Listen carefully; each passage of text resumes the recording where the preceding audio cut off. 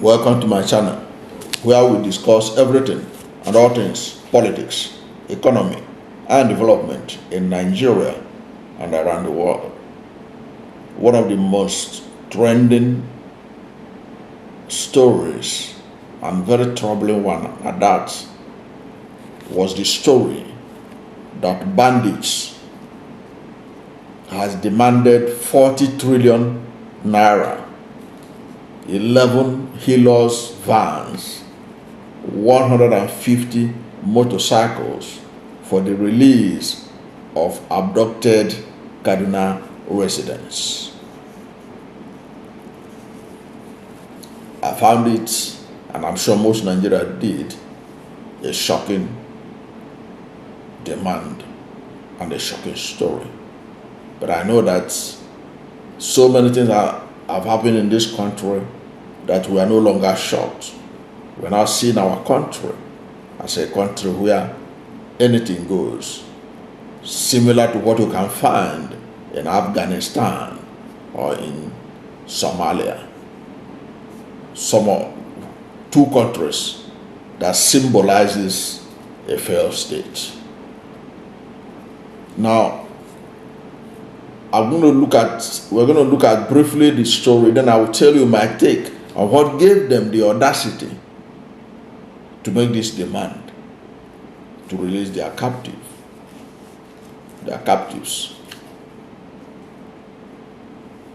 Because the story stated that bandits who abducted 16 residents of Goningoro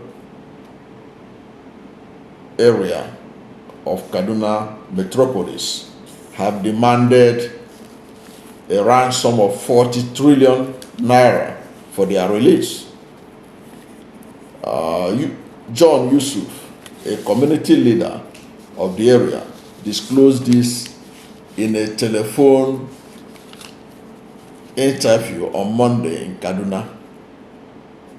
Yusuf said that the bandits called and demanded, so take note of that important description.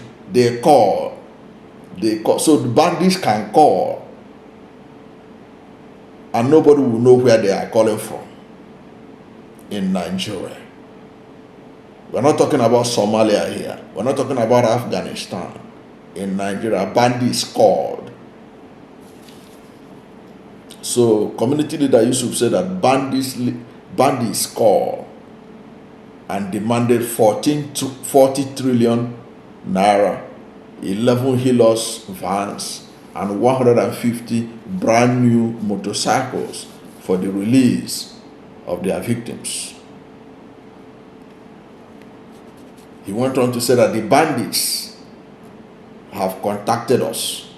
They are demanding for 40 trillion naira, 11 Hilux van, and 150 motorcycles for the release of 16 people they are holding captive. Where are we going to get this kind of money? Even if we sell the entire community, we cannot be able to raise 40 trillion naira.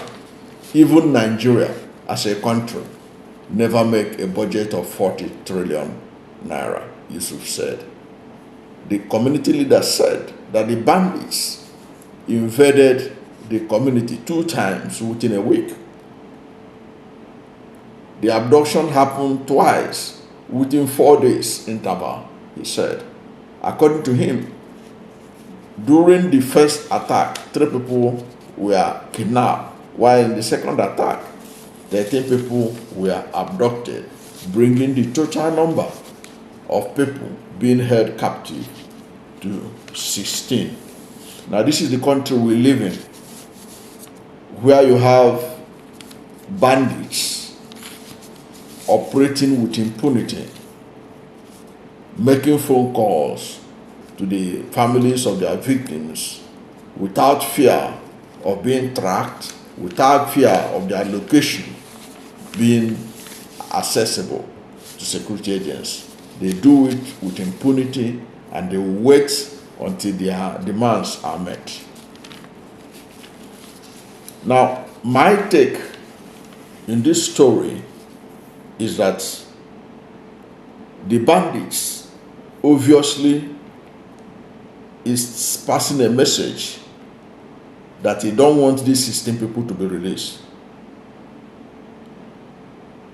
They don't want these 16 people to be released because the outrageous amount of 40 trillion naira, they know there's no way they are going to get it. Even Nigerian budget, as Yusuf rightly pointed out, even Nigeria has never budgeted up to 40 trillion naira in any budget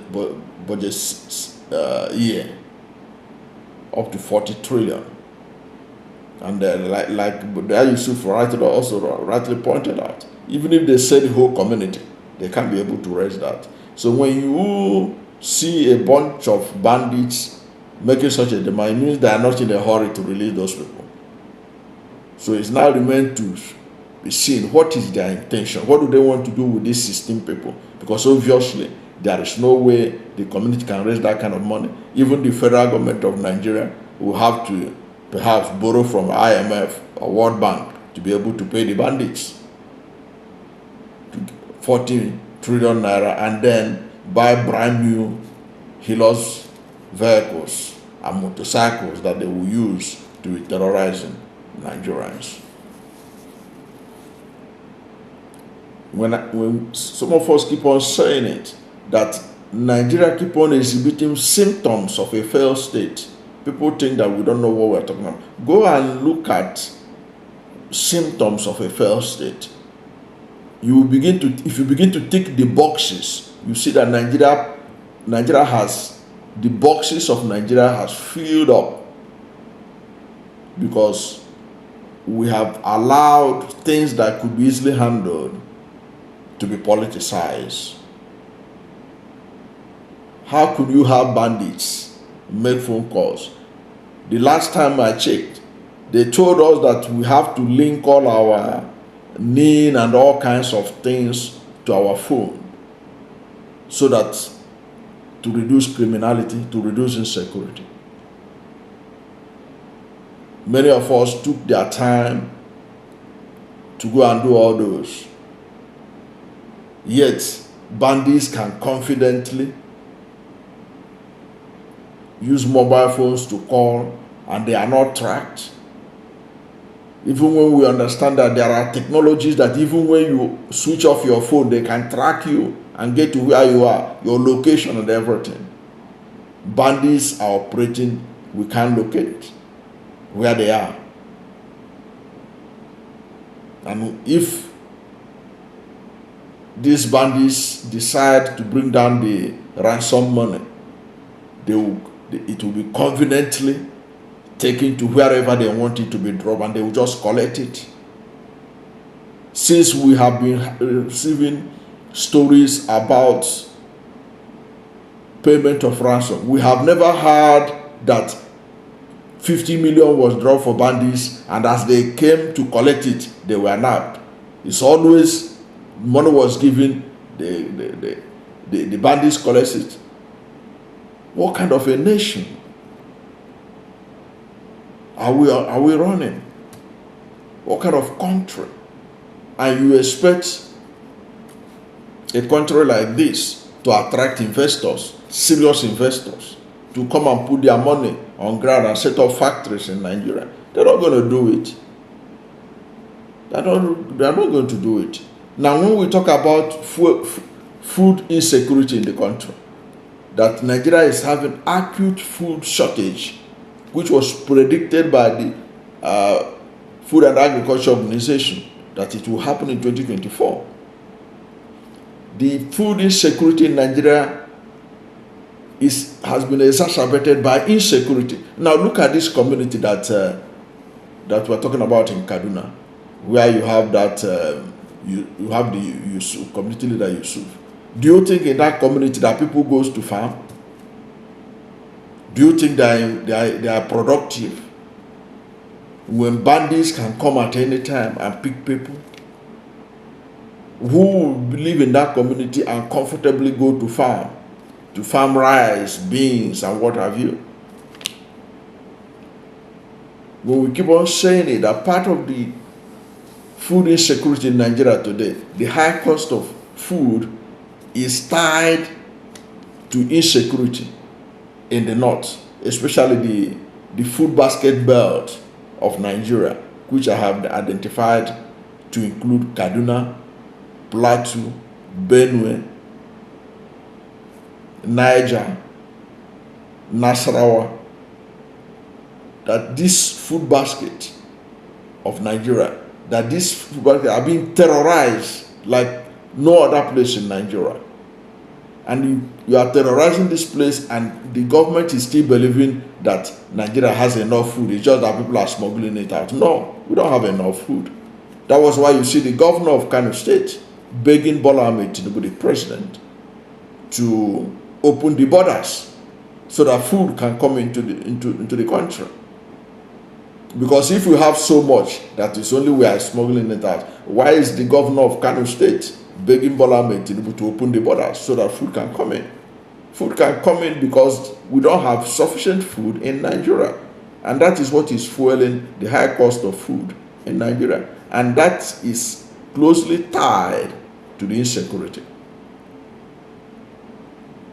And the bandits, they can afford to demand 40 trillion naira because if they know that we are a serious country, they will never make such a demand. They will not even be able to have the capacity to abduct anybody. They will go and find something to do with their lives instead of abducting people. But they know that they are going to get away with it, that eventually, if truly they want to collect ransom, they will bring it down to the level that the Kaduna community could be able to afford to bring their 16 members back home. And the money will be quietly collected, and you hear nothing else about it. It's such a sad story that this is happening in Nigeria. And there are no indication of a solution to this kind of abduction of people, collection of ransom. It has become the new normal in Nigeria. Such a sad commentary. Thank you for watching this video. And if you are new to my channel, you have not yet subscribed to my channel, please subscribe to my channel. Hit the subscription button, hit the notification bell. When you subscribe to my channel and hit the notification bell, anytime I have a new video, you'll be among the first to know. God bless you. And please don't forget to like this video, because when you like it, Google will rank it high and recommend it for more people. Thank you, and God bless you and yours.